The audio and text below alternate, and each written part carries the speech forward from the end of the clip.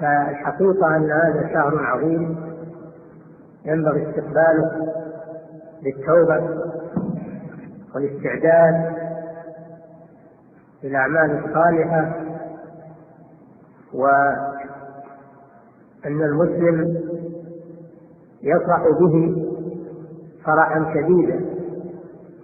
قل بفضل الله وبرحمته فليفرحوا. المسلم يفرح بمواسم الخير، كما أن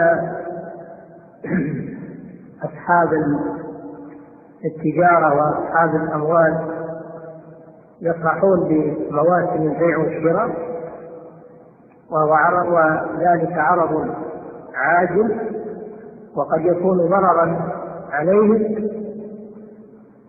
صاحب الشهوات يفرح بشهواته وقد تكون ضررا عليه ومهلكة له. أما هذا الشهر فإن الفرح به فرح بفضل الله وفرح برحمة الله، ولا يفرح به إلا أهل الإيمان. أما أهل النفاق وضعاف الإيمان فإن هذا الشهر يكون ثقيلا عليهم، لأنه يحدث حرياتهم